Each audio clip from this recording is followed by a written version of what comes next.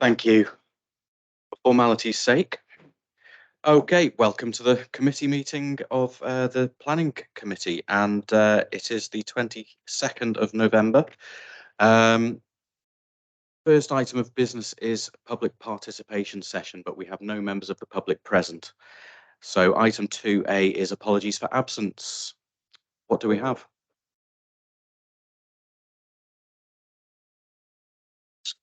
The Mayor, Councillor Ollie Rose, Councillor Radford, Councillor Price, Councillor Moore, Councillor Cassin, Councillor Chadwick, Councillor Stackhouse, Councillor Maguire, Councillor Mark Jones. It is unusual for me not to hear from Councillor Davis. Yeah. Whether we've missed that or, but if we've got it, I will add it to the list. Okay, thank you. Move we note those apologies. Thank you. All in favour? Many thanks. Okay, 2B, disclosure of councillors' interests in of any matters in relation to the Code of Conduct. Looking around from my left, raise your hand or speak now. No, thank you. Okay, item 3, Shrewsbury Road, Oswestry. We have, or are about to have, a presentation from the Senior Technical Manager for Cornovi Developments, which, as we all know, but for the benefit of those who may be listening to this recording in future, it's Shropshire Council's housing company. We're going to hear their initial thoughts for a housing development on land at the corner of Shrewsbury Road and Mile End Roundabout. So I will hand over to Emma Webster and Simon Hodgetts. Welcome to the council. We're eager to hear more about this. It's been rumbling on for many years, a lot of public interest. So over to you guys. Okay, thank you. Hope you can hear me. Yes, as Chair said, my name's Simon Hodgetts. I'm the Senior Technical Manager for Cornovi Developments. And sat next to me is Emma Webster, who's our Head of Development. We have a slideshow, which hopefully will work. So yes, we'd like to present to you some initial thoughts for a scheme for the Mile End Roundabout. It's the corner site, which at the moment is farmers' field used for grazing. If this will. To the next slide. So first of all, to give you a very brief introduction to Cornovi, where we've come from and where we're at presently. As has already been described, we're the council's wholly owned housing delivery company, set up in 2019 to help address unmet housing need within Shropshire. We build houses for affordable rent, Section 106, shared ownership and open market sale. We're a specialist housing team. We have extensive experience of developing difficult sites, and a bit of a speciality of ours is brownfield and previously developed sites. We are successful in unlocking previously undevelopable brownfield land within Shropshire County. We major on building energy efficient properties. We're typically building properties that are 20% more energy efficient than a typical 2023 new build. That bit's important because the regs have literally just changed in the last couple of months, so we're ahead of the new regulations there. Our business plan and our contract with the council is based on the use of local contractors and labour, and obviously this brings economic and employment benefits to Shropshire as a whole. And we've completed one development to date that is completed and sold, and we've got 4 developments currently in build. Very quickly, I'll give you a run through those. This is the one that we finished about 18 months ago now, which is the Frith in Monkmoor. It's 33 units on a brownfield site. This is one in build at the moment, Ifton Green, St Martin's. This was a little controversial, unfortunately. This was on the site of the Ifton Green Primary School. The Ifton Heath Primary School. This is 35 units. We should have the first plots handing over in spring next year. Ellesmere Wharf, this is a previous dairy creamery site. This is a very, very heavily contaminated site, probably one of the worst I've encountered in about 15 years of doing this. This one again is in build. Should have first plots handing over January, February, we think. The Oaklands, Baston Hill, another new build, currently actually progressing very nicely on site, former school site, Baston Hill. And then probably our biggest site to date, which is the London Road Shrewsbury site, which is a little unusual. This isn't a brownfield. It's a small holding site with some brownfield elements to it. But this will be a sustainable living site that we're building at the moment. The site that we're interested in is the corner site at the junction between Shrewsbury Road and the A5. It's adjacent to the Mile End roundabout. I've handily put a big arrow there so you can see which one it is. This one is a difficult one.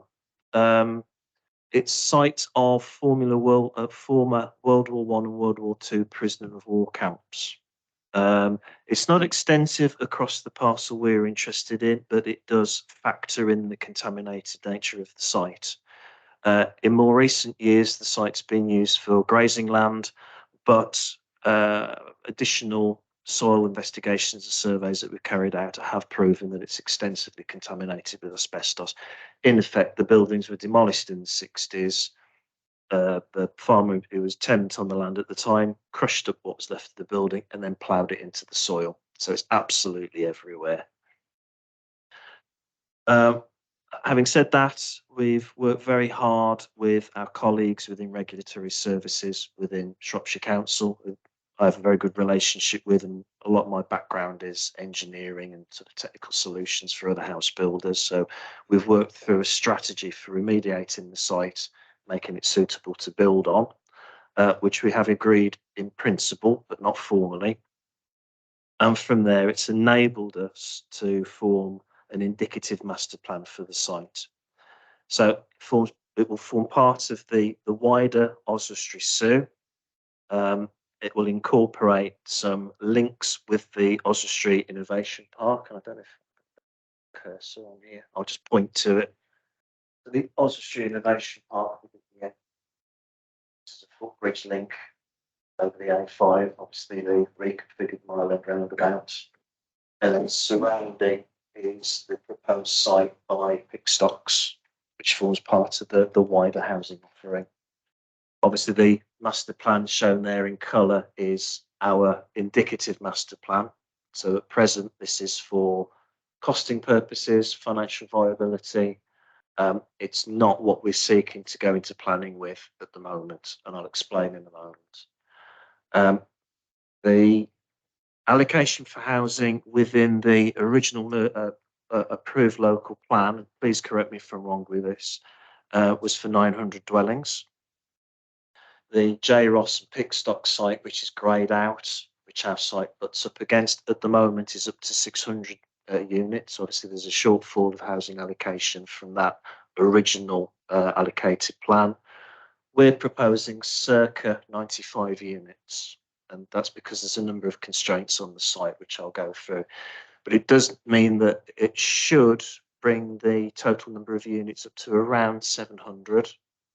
And it means that from our land parcel, if we're successful in getting planning for it, would generate something in the region of £350,000 worth of SIL contributions. If I go on to the next slide. So this just sets out the surrounding areas.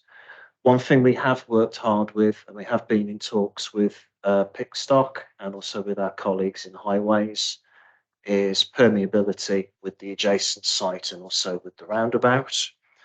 So you can see here that we are referencing and linking the layout of the adjacent site, so it doesn't end up being a completely isolated site.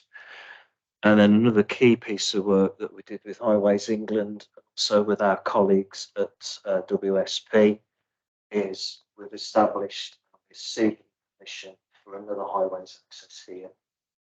Now, on the basis of the traffic counts for the overall housing allocation for Oswestry Zoo at the moment, because there's a shortfall of around over 100 units, maybe more.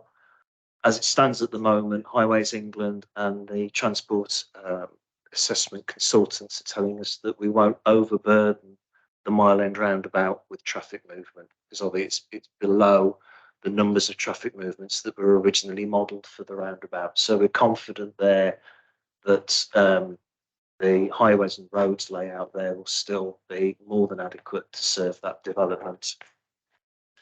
And then similarly, bringing in comments that we've had during pre-application process that we've gone through with Shropshire Council Planning.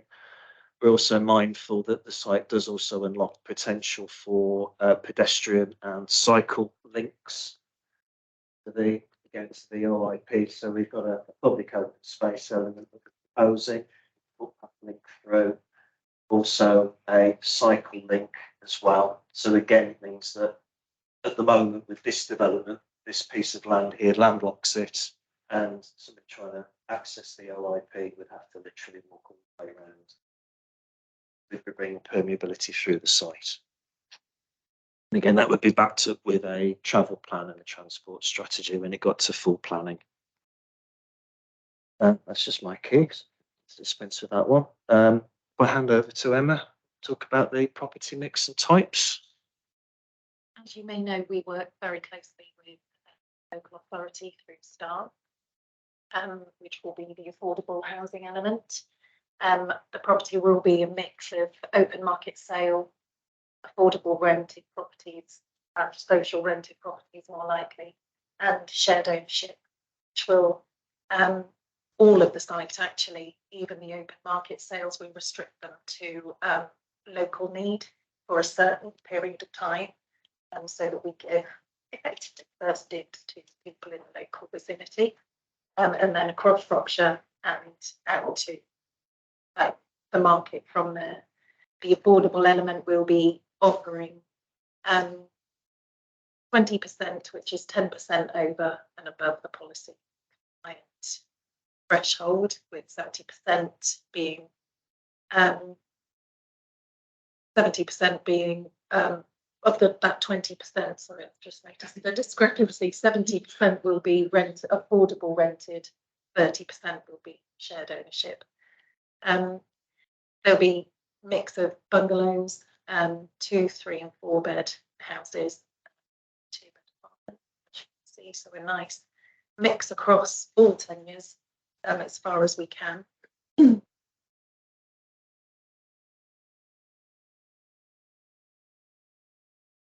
Yeah, just noticed. No, I'm sorry, that picked up by. I think that's my error. So what it should be is, out of the total number of units, 20% would be affordable. Yeah. Out of the remainder, then the split would be 70% market sale, 30% shared ownership. Yeah, that's my fault. Yeah. Yeah. I think. Yeah. So as the slide says, we'll be looking at making it as energy efficient as we possibly can. Future home standard building regs, as Simon's already said, 20% over. In terms of energy efficiency, we'll be using air source heat pumps, PV panels with a minimum of EPC rating B, which we'll be aiming to improve as we go through, depending on costs. Can I just ask, while it's up there, which will be the most energy efficient homes? Will it be the social housing?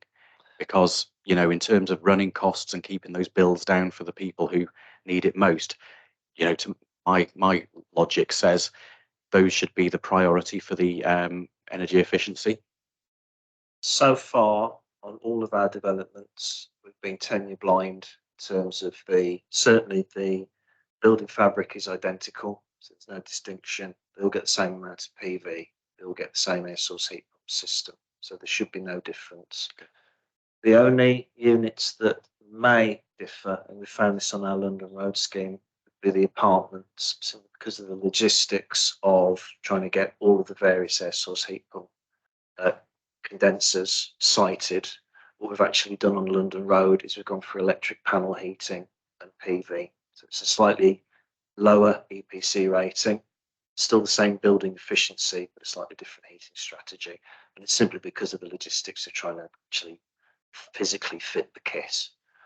But yeah, there won't be any difference in energy efficiency between the tenures on the general needs housing.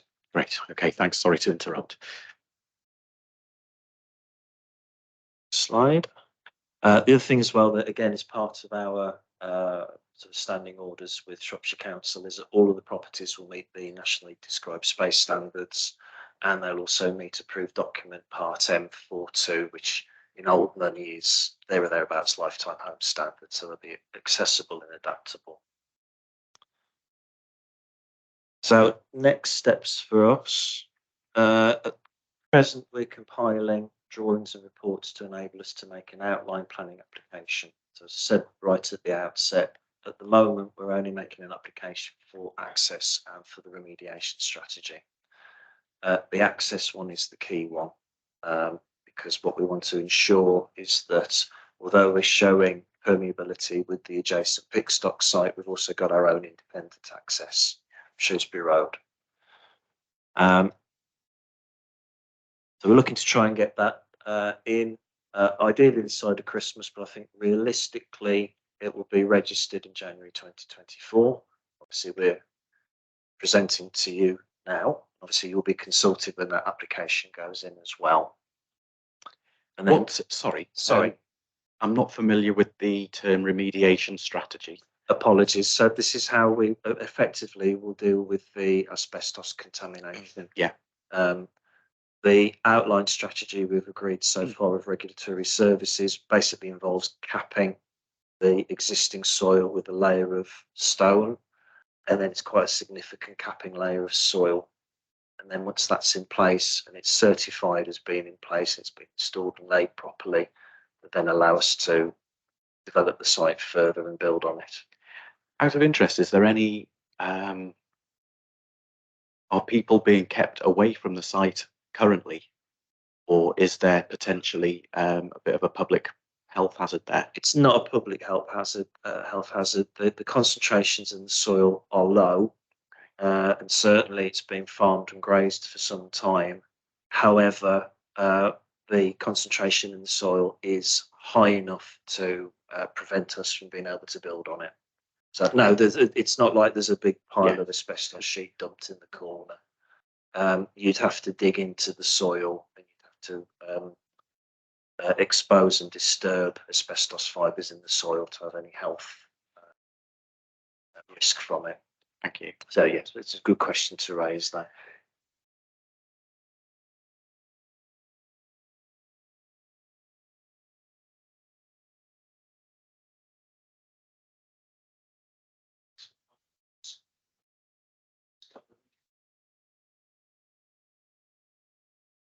Yes, there will. We'll have to certainly when we start going for the reserve matters approvals, we'll have to do a written scheme of investigation for archaeology, and no doubt, because I know they found artifacts on the Balfour Beatty site, for one of the better way of putting it, and we've liaised with them heavily, so we became aware of the issues on the site we were interested in. I think we will have to do an archaeological dig on there as well. Yes, good point. Yes. Councillors, sorry. Well, no, it's all right. I just want you to put your microphones on when you. When the new roundabout goes in on the other side, that's fine. But at the moment, that from Mile End to the industrial site, it's very difficult getting at the industrial site. So if you've got now going to have an access in there, you'll want at least middle portion for when they're turning off the roundabout, turning right into the site. Yeah. That'll need some engineering. You can't just have an access on it. Well, because I don't think it just ain't going to work. No, well, I mean, we obviously we haven't got to the point yet where we've modelled it, but I think the initial conversations that we had with our transport consultant with highways was exactly a filter lane. Yeah. Whether it needs to be traffic light controlled or not, we don't know. Oh, it's Definitely just a filter lane for the number of properties. Absolutely. Yeah, keep just to flow go and going. keeps it flowing. Okay. My other quick question was parking per property, because what you find is with all these grand designs, there's never enough parking, because most houses have got 2, if not 3 cars with kids, and then they're all piled up on the footpath. Then you get wheelie bins, 2 or 3 wheelie bins out with different things, and the dust cart can't get around, and it's just an absolute nightmare. So, bit of parking and room for the bins. I know it sounds daft, but a lot of No. people haven't got anywhere to put the bins in. Well, we'll be policy compliant on that. So we know that the parking bay sizes have recently increased. I think it's 2 boxes, so we've already did that. Okay. Some have got garages as well. Yeah, very valid. Yeah, I don't think it's possible to go back, can you? I've got a question Can. about the interrelationship between the footbridge and your scheme. And the reason, the slide before that, yeah, we've shown. the one with the arrows on. Yeah, that's it. That's perfect. You may or may not be aware there's an existing footpath which has been slightly, but it still exists, which goes from College Road or Judges Meadow actually right across both sites, and bizarrely comes out near where the footbridge happens to be. It predates the bypass as it happens, but it isn't its stand right away. Well, it comes across the whole site, so no, it doesn't come down. It goes east west across, and I'm just wondering whether you've taken account of that, and equally, if I'm living elsewhere in the town, particularly in East Oswestry, can I access the footbridge through this scheme without dropping down onto Shrewsbury Road? And that's probably not a question you've got, but I can't see what happens the other side of the development you've shown on the Pickstart side. So I've got across the bridge, I've gone through your scheme, I've gone through the Pickstart scheme as far as that spine road. Can I get from there to Judges Meadow? I'm going to need to know. Okay. Because I need a good, because the benefit otherwise of the innovation park is it needs to be linked to Oswestry for pedestrians. I know you can't cycle over this cycling bridge, but that's another issue with you. But nevertheless, it should be accessible to people in cycles to get to that footbridge. And I'll be interested out. And the other thing is the green area, which I'm not pleased to see. How's that going to? What's your proposals for the maintenance of that area? Because we've had a bit of problem in the past where green areas have been provided with housing development, and then nobody looks after them, and they become a nightmare. So, how do you manage going forward the green spaces that you create? First instance, the green space fulfills 2 functions. So obviously we've got a certain area of public open space per bed space that we have to meet. This oversupplies ever so slightly. The other issue that has come up for the pre-application, and we already did our due diligence, is obviously there's noise source from the roads. So we will be looking at quite extensive tree planting to act as a noise buffer. And then the third one is visual amenity. It's a gateway into Oswestry. We wanted to make sure that there was an attractive landscaped sort of green buffer as you come off the roundabout, rather than just looking at the backs of buildings or fences. Just on that, does it extend north of your site? Because the other part of East Oswestry, Henley Woods, has got a lovely green area around the edge of the housing, but I don't know whether it links to this because I don't know whether the Pickstop land has a green area as well, does it?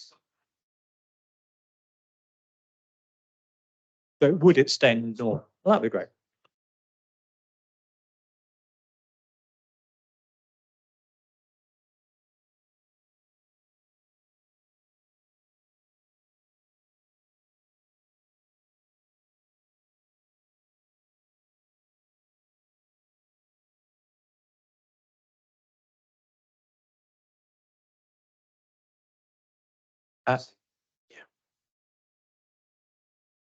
Thank you. I'll just let James ask a question and then we'll pause the questions because I think this question session's gone on long enough that if we can then wait till the end, Jonathan, if that's all right. Yeah, James, go on. Thank you. So obviously the green space is a good idea. It's a matter of if you've done the remediation work with stone and then soil. If you're planting trees there, which over a long time will go down, will the stone necessarily get affected by the tree roots going down? And will that then cause the problem if there's asbestos underneath over a long period of time? Sort of negates the fact you've done any remediation work to start with.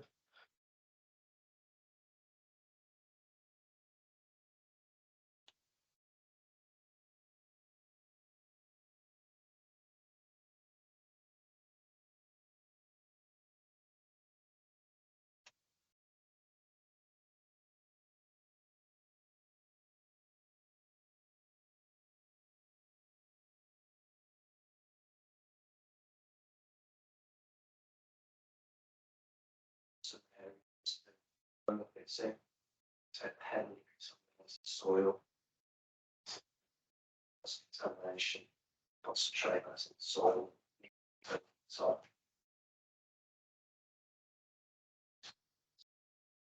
So that's special. This is. Great. Okay, sorry. If you can carry on with your presentation, I'm sorry about that. Oh yeah, thank you. No, I think we are almost done actually. Let you get on with other business. So yeah, so those are our next steps. Any? Oh. So all remains is to say thank you for himself and then thank you for your time. There was me doing a bit of chairing and right, Jonathan, you're first up. Thank you. A couple of questions, if I may. Firstly, on the presentation, if we go back to the layout of the prospective design, you'll see in the northeastern corner you've got some trees that separate the estate from another set of trees that's going in a straight line down. Is that the public realm in question that you were referring to? So To the northeast, so talking about this triangle. Yeah. no, down warm up that you see all that there. Yeah, you'll see that there's a plot of basically nothing in between one set of trees and another. Is that part of the realm of the estate that you're? Yes, if I go back to the other plan, that might make it easier. I think I know where you're coming from now. That's not showing the whole thing. Are you talking about this? No. I think it's I think it's the public open space. Oh, that Yeah. yeah. No, all of that would be open space. So it would be grass, wild flowers, whatever. But it would all be in the public realm for public use.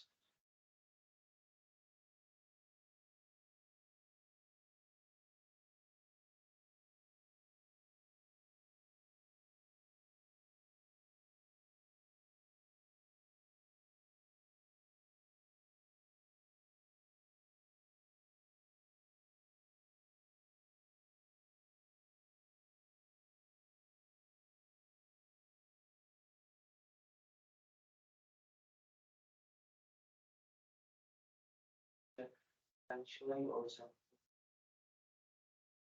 We wouldn't be responsible for building infrastructure, but we would be responsible for contributing towards the infrastructure levy. So there would be, as I said earlier on, about £350,000 generated from each plot.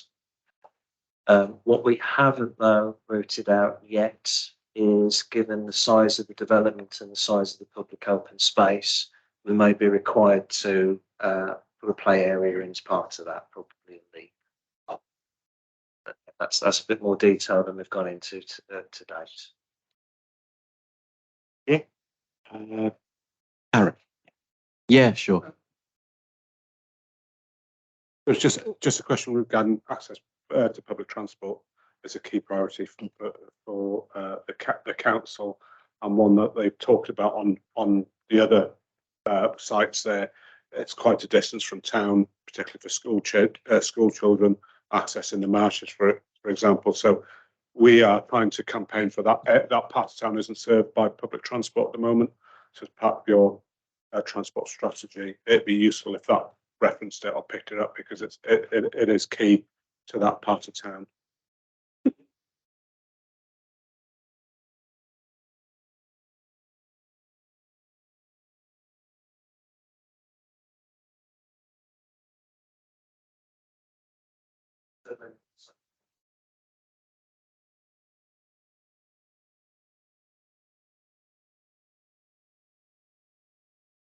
Thank you. Duncan. You referred to one issue already, which is play area. Given the fact that there isn't any play facilities I don't know what's being proposed at Pickstock site, to be honest. But at the moment, there aren't any local play facilities anywhere near that area. I would expect some play facilities to be provided in the development of this size. And doesn't have to be over the top, but I'd expect some play facilities. The other thing is cycling facilities, places to store bikes, basically, particularly on the apartments. You might say the houses will have room for sheds, but I think it needs to be designed in that if we're going to try to encourage active transport, people need somewhere safe to be able to secure their bike. And if they live in an apartment that just is nowhere, they can't take their bikes into the apartment because that's probably precluded under the management of that apartment. There needs to be provision made in a design for that. And there's many cities that have done this, so it's not difficult.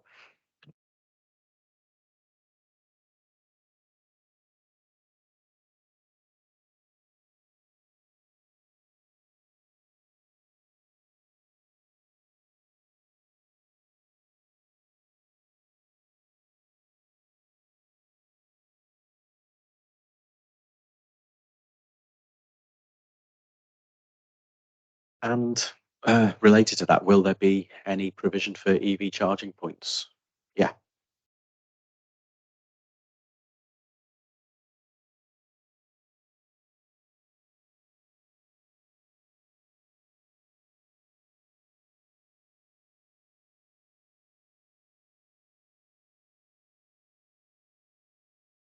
Josh.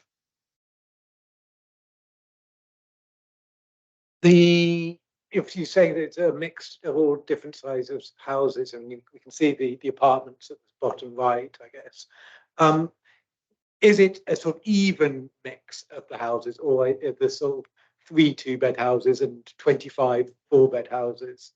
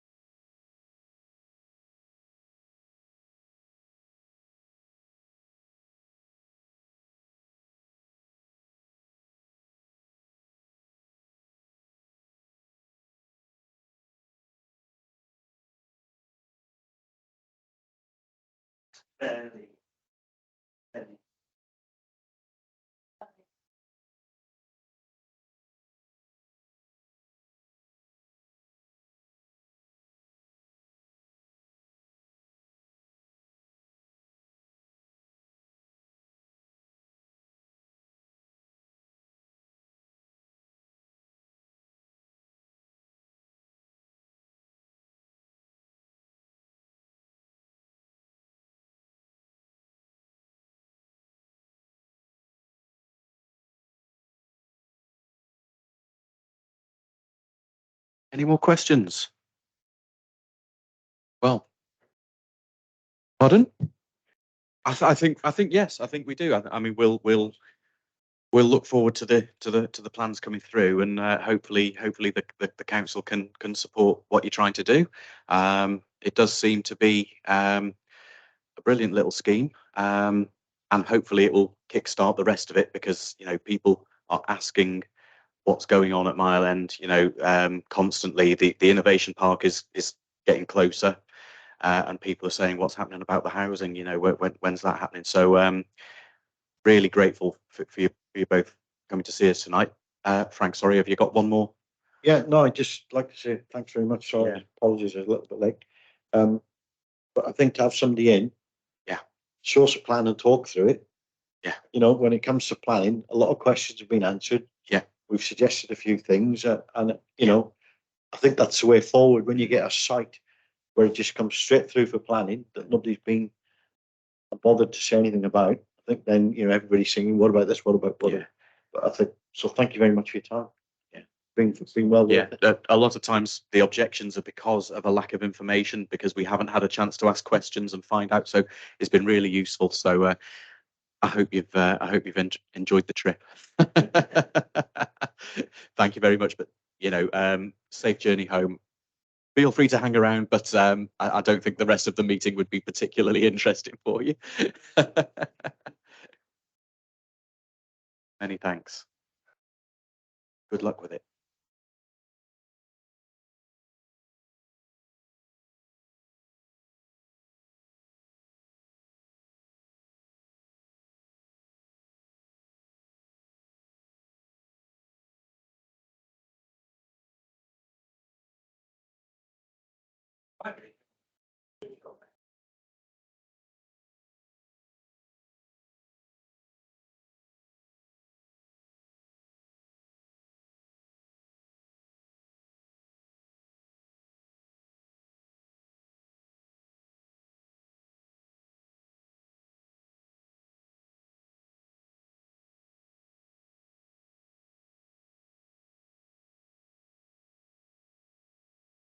Yeah. Yeah. Brilliant. Thank you. Okay. Well, excellent. Item 4 is the minutes. Oh, I'll just wait for. Okay. Yes, will do. Approval of the minutes from the meeting of the planning committee held on the 18th of October. Copy attached. Sorry. Sorry. I thought I thought you were raising a point there, Frank. Okay. Well, it's been moved and seconded. All in favour? Thank you. Any against? Any abstentions? Thank you.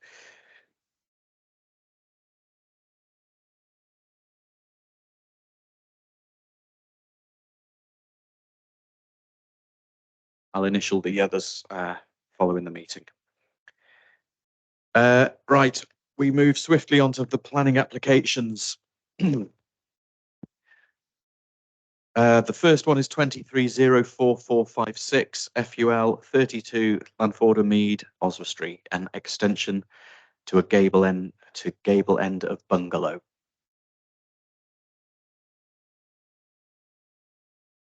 Any observations? Any comments? No. Move no observations. All in favour? Thank you. 230446 FUL 56 Lanforder Rise, Oswestry, erection of front and rear extension. Anyone have anything to say? Thank you very much. All in favour? Thank you. 23044544 FUL Norton Grange, Bryn Havard Drive. Erection of single-storey rear extension, removal of a conservatory, replacement with a glazed single-storey extension with a flat roof. Second that. All in favour? Thank you. 23046662 FUL at 6 Bradley Fields. Extension to existing hall and construction of ramp to new front door. Seconded. All in favour? Thank you. And 23047788 TCA, land adjacent to the public conveniences on English walls. This is to remove the Portuguese laurel, which is between the toilet building and the Hope Church. Obviously, it's our application. So we can. I mean, we could. Convention, we never did in the past, but I don't think there's anything physically stopping us. Councillor Upton. This is interesting, Deputy Mayor, because normally we would seek the advice of the tree officer, but since it's for the betterment of provision by our own council, we're sort of in a bit of a grey area, aren't we? I don't know. I don't know if removing a tree makes going to the toilet any easier. I'd have thought a tree would be quite used. Sorry, no, I'm descending into. I'll work with the tree officer to make sure that we do it properly. Good to know. Okay, all in favour? Thank you very much. And noting the decisions taken, happily the change of use for the Oswald into all those small units, that has been refused again. So good news on that one. Well done, everybody. Our comments, extensive comments on that one, have yielded good result there. So thank you very much. That's the only one of note, and I think, correct me if I'm wrong, that's the end of the meeting. Is there something else? No, there is something else. Yes. Do you know, I do this every week. It's just to keep you on your toes, isn't it? I'm not used to paper. They've sent me a paper one. There we go. Yeah. Yeah, We were, good, yeah, this was we put Yeah. this on the agenda because it was an issue that you raised.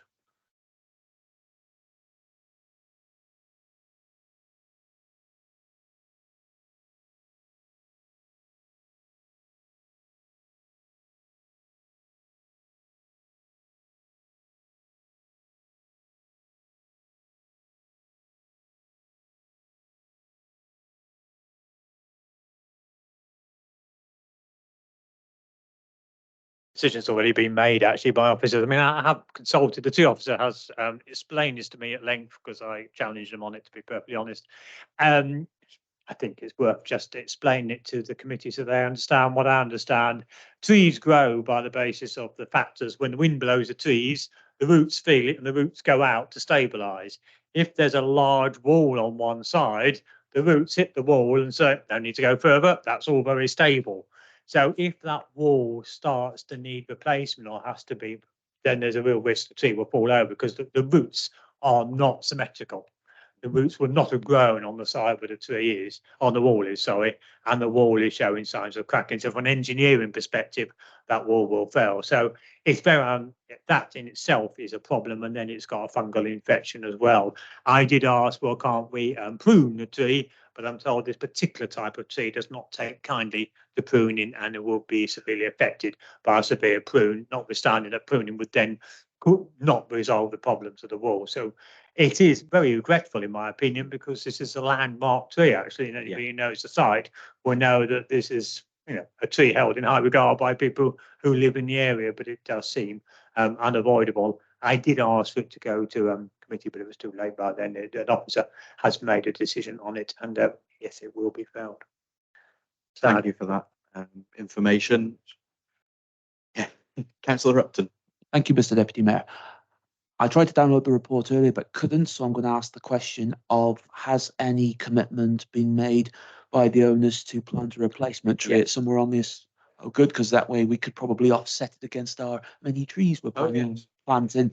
We can chalk it up as an achievement by ourselves. Yes, that is a condition, I think, of the approval, that they will be planting another tree. So in 100 years' time, it should look wonderful, just like the old one. Yeah, I mean, but seriously, the point they make is that although there's no immediate risk of failure, there's a risk factor of 4,000 to 1. Currently, the highest risk level acceptable in the workplace is 10,000 to 1, and the general highest for public risks is usually 20,000 to 1. So it's the risk is currently many times greater than is usually acceptable. So it is in the public interest, sadly, to lose this fine tree. So but there we go. Such is life.